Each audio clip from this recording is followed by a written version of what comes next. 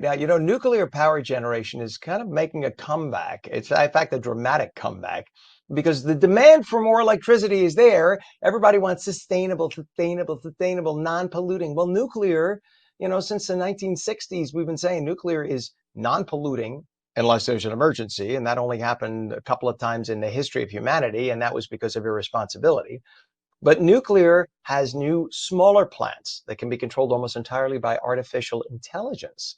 So Google is now getting involved with a developer called Elementi Power, primarily because AI itself demands an enormous amount of energy. So you see, AI will control the nuclear plants because AI itself requires huge amounts of energy to run itself. To weigh in on this and more this morning is brand and digital strategist Fisher, who can be found on X, Threads, and Instagram with the username @Fisher and through his website, fisher.media. Good morning, Fisher. So let me get this straight. AI Back to requires you, massive Ken. amounts of energy to run, Let's but talk it's about just the bakeries. basics is I'm speaking out loud because I'm trying to wrap around it. So because it's sort of an invention, the necessity, the mother of invention. So because AI and memory storage, cloud storage facilities require so much energy, they had to come up with something. And nuclear is the perfect answer because it's perpetual, right? So tell us about this. Yeah, so data centers in general for cloud computing, whether you're storing your documents in Google Drive or you're using Amazon Web Services. Plus, think about all the movies that we watch on TV, Netflix and Paramount Plus. Well, all of that needs to be stored somewhere. And back in the day, companies used to store what they called on premises. So where your company was located, usually there was some sort of rack room where all the computer servers were. But now there's so much need for computers, we store them in the cloud. So we use Google, we use Amazon Web Services, we use Azure, which is from Microsoft, and some other cloud computing services, and they need servers, right? So that was already sort of on the way. Now with AI, we need more data centers and more power, and that is the need because the need for power drains the system. So if you have a data center in a business park, that data center is most likely going to be the most draw off the grid, and it compromises, right? So, and a few weeks back, if you remember, we discussed with Chevron building and providing power directly to their own data center. So they would build a data center, they would provide it with natural gas or whatever, and then they can lease those data centers out. And like you mentioned, nuclear developer Elemental Power signed an agreement with Google to develop 3 sites powered by nuclear. Google is going to fund these projects, which will generate at least 600 megawatts each. And it's not to own them yet. This is just sort of the precursor, right? So Google is just providing capital as Elemental commits to the early stage development, and then Google will have the option to buy the power once sites are up and running. Now, goals of projects like these have different layers to reduce the load on the grid when the projects like data centers come online. And in many of these cases, especially the nuclear case, the Chevron project that I mentioned, this is to be completely off grid. So the surrounding areas won't suffer from having a data center in terms of the energy resource. And in theory, at some point, this might these power sources might provide enough power that they can sell them back to the grid, and then providing a stronger backbone to those companies or the power companies that surround the data centers. Now, all this is still a long way off. The goal for the first reactor is to come online in 2030, and then more along the way through 2035. But that's the amazing thing. A lot of people don't realize. I think everyone's so high on the idea of electric car too. And they think, oh, they just plug it in and it's all good. No, you need to have a special electric line brought to your house. Most people Yep. don't have the quantity line, the amperage line automatically because you wouldn't need it for your regular home stuff. Then you need to have the special converter, and so that could cost thousands, right? If you had an electric vehicle, and then you plug in that vehicle and it draws a lot of power. The average, from what I was told from a friend who has, in fact, my father-in-law has an electric car, it's about $15 a charge. It could be depending on where you are.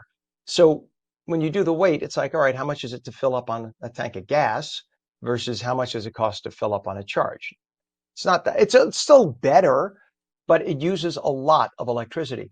So the draw is huge, and that's why you do need the idea of having a separate power facility just for the cloud in that community, or for, in this case, AI, one and the same basically.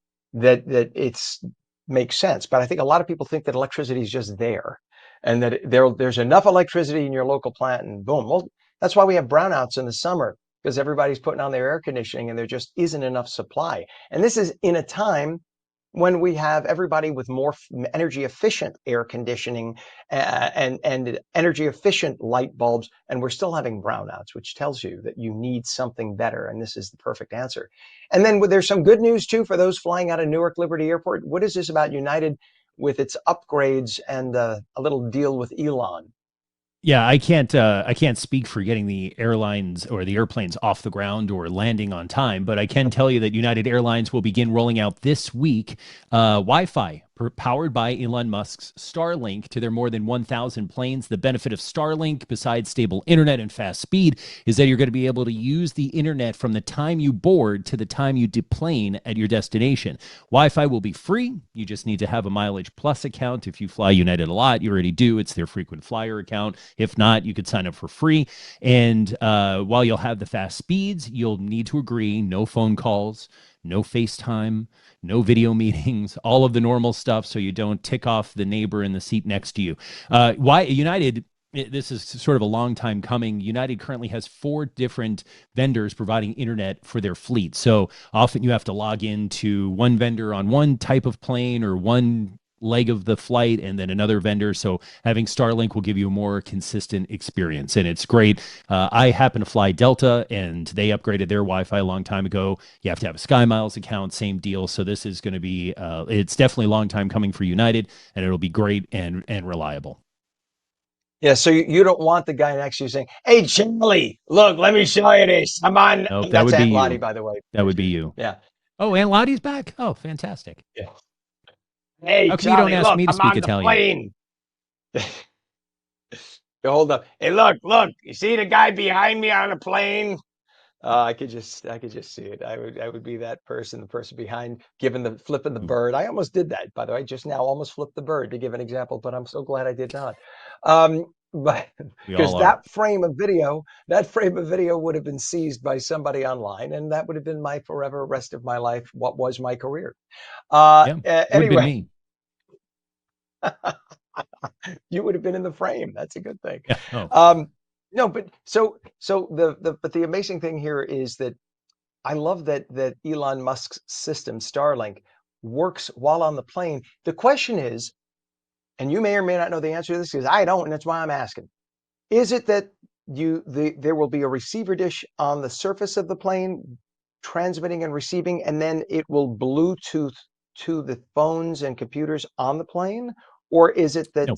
oh, it works right through the ceiling of the So the plane? Wi-Fi, so they put in a Wi-Fi receiver in the plane, and then there's a dish mounted to every plane, whether you have the 4 vendors that United has or one consistent. And then you're using the Wi-Fi in the plane. So Delta Gotcha. Wi-Fi is Delta's, and then United, I'm sure, has the similar. It's the same way as you have your home internet, where the internet comes into your house from wherever. And if you have like a Verizon 5G or Hmm. T-Mobile, where you have the wireless router that you're getting off the cell service, and then you're using the Wi-Fi within it, or you connect a router. It's the same technology. I mean, it's the same Gotcha. thing So where the it's internet not that comes your in phone and then is you're connected.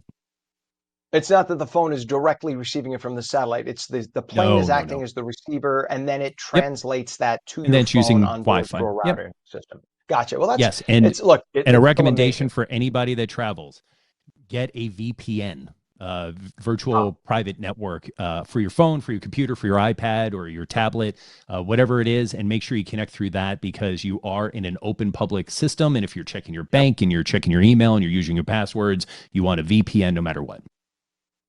Google has one for you if you want all of the anti-spyware and what they all Mm-hmm. offer And VPNs. You Crypt.me just is one that, yeah, yeah, they're all very important they're to all get. good. It's Otherwise, you're easy. leaving Easy your to devices set up. open.